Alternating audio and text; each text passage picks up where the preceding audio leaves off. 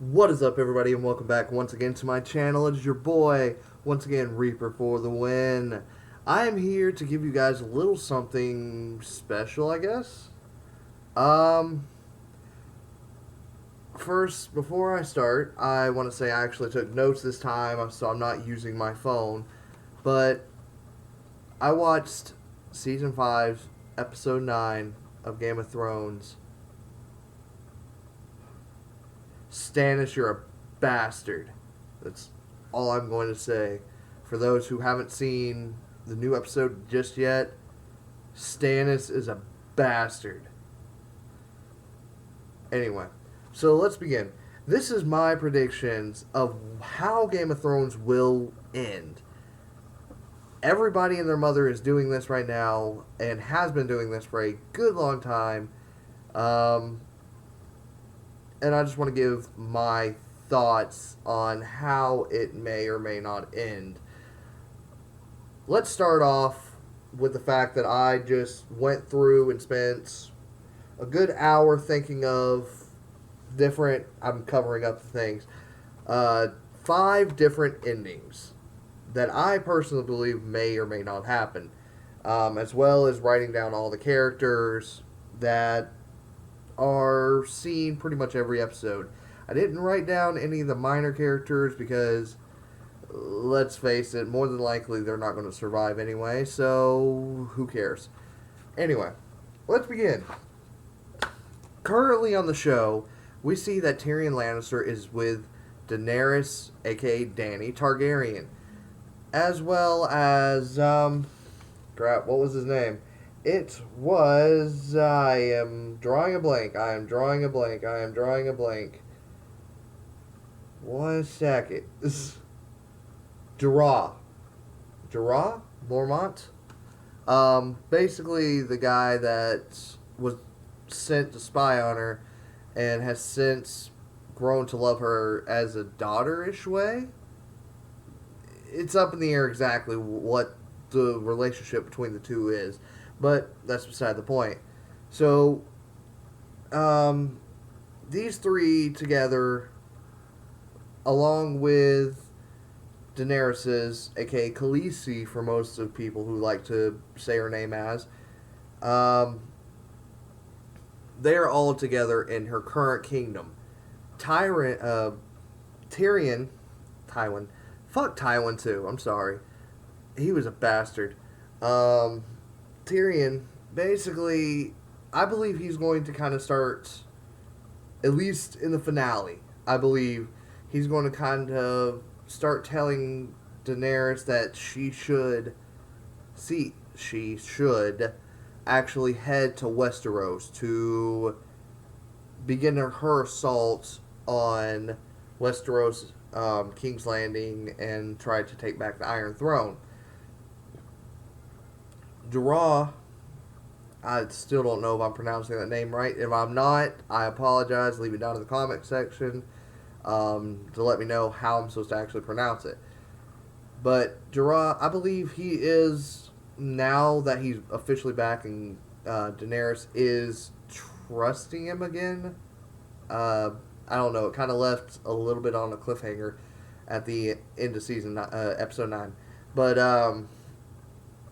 yeah, I think the three of them are finally going to decide that it is time that they should leave this kingdom and start to head to Westeros, which, as we all know right now, is in a fuck up of a war, basically. So many things are going down. The White Walkers at the wall. Roose Bolton versus Stannis Baratheon. Or no, excuse me. Yeah, Roose Bolton, Ramsay Bolton versus Stannis Baratheon. War trying to happen. King's Landing is being overtaken by the Faithful, I think they're called. I can't remember exactly, but basically religious zealots. Um, so there's a lot going on all over the place, and it's getting to the point that it's starting to feel like nobody's going to survive. But then again, this is how George R. Martin works, so it's a high possibility that pretty much all our main characters are going to die off at once. But anyway, so we jump to the wall really quick. And before you ask, well, where's your predictions and everything like that? I'm getting to them at the very end of the video. Right now, I'm just kind of catching everybody who hasn't been caught up yet up to speed about where everybody is. Well, at the end of episode 9, Jon Snow makes it back to Castle Black with all the wildlings that he was able to save from the invasion of the White Walkers in the Wildling village. Along with, and he makes it back to Castle Black, and, nobody really wanted him to do what he did except for Samwell. And I'm going to kind of say a little bit about him in a little bit. I believe that, Jon Snow did the right thing, especially with the fact that there are two characters that are still on Westeros side of the wall, and the phone is ringing. Who is that? I don't know. I don't care.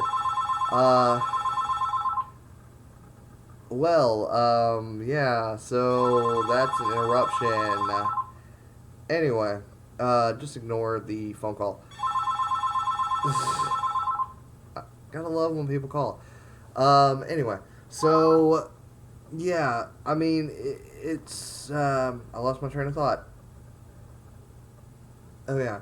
So, the wildlings are now on the other side of the wall, and as we all remember that, Osha, a wildling woman that was caught in the first season attempting to assassinate Bran, but since has become kind of a servant, kind of a friend to both Bran and Rickon Stark. She went off with Rickon while Bran went off with Hodor and the two children north of the wall. Also, they kind of meet up with Sam, so there's a whole big thing with it.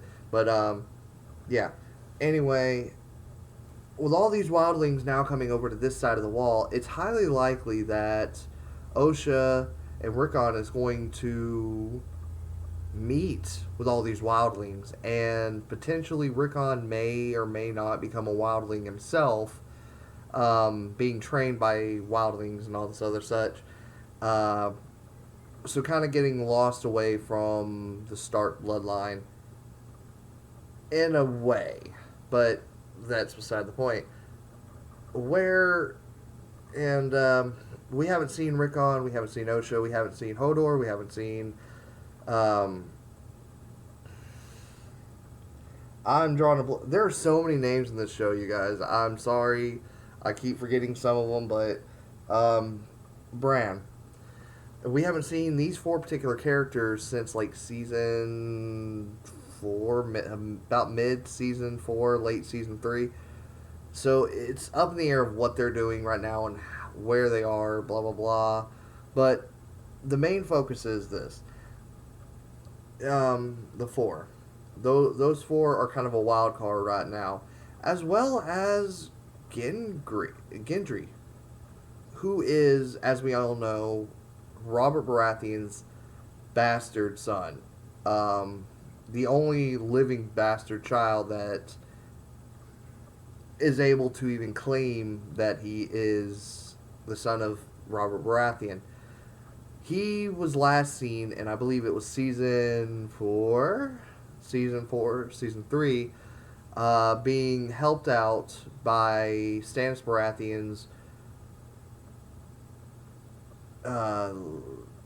right hand. Yeah, right hand. There is so much lore with this. There's so much stuff to go over with this thing, but I'm going to try to keep this video short. I'll have a part 2 actually, so don't worry about that. But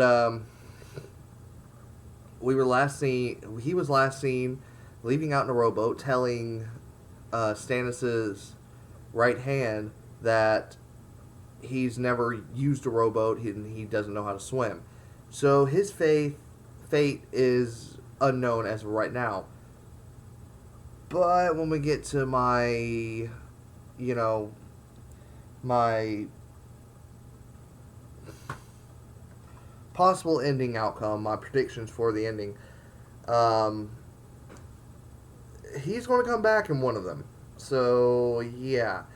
But, I got all these characters written down and everything. I was going to talk a little bit about each character, how I think they may or may not die, if they'll survive, if they'll die, whatever. But with the ultimate threat of the White Walkers, as well as Stannis Baratheon, as well as Daenerys Targaryen, there is so much stuff coming down on all these characters that are just trying to survive that it's getting a little much, and I think it's ultimately going to come down to two things that's going to happen in the coming seasons. The White Walkers are going to rush the wall, or are going to attack the wall, and the Night's Watch is going to either have to fight back or they're going to have to leave Castle Black, which I think is what's going to happen ultimately.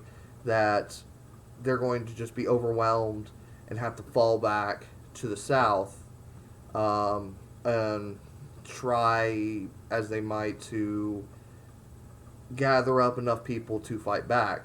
About that time, I believe that Daenerys Targaryen is going to come across the Narrow Sea to attack King's Landing.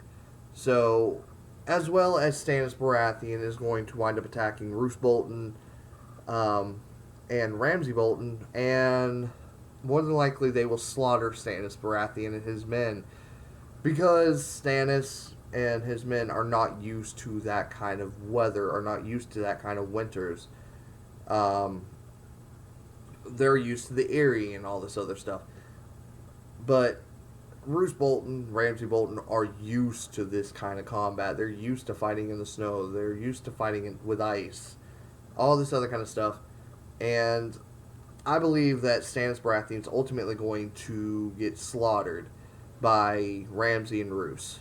And I believe also Ramsay is going to wind up killing his stepmother, for the simple fact he may find out that she is going to have a son, and he doesn't want his spot with his father to be taken. So he's going to either kill his stepmother before she has her child, or he's going to kill his baby brother because he finds out he will be the rightful heir to Roose Bolton. So, yeah, take that with a grain of salt as you will.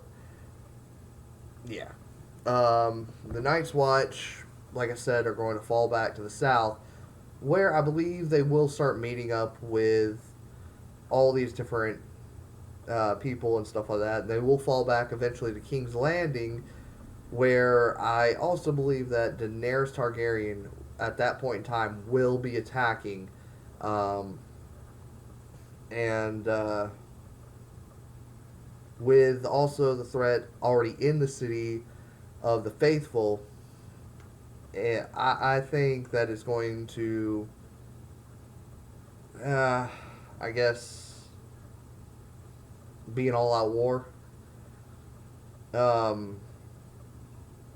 That's all I can really say about that. So, yeah.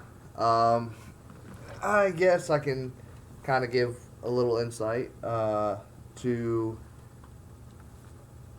this or that. But I have never read the books, so I can't give proper insight because I've never truly read the books. Oh, and before you ask, why am I not thinking of theories and everything like that? Because everybody and their mother already knows about the R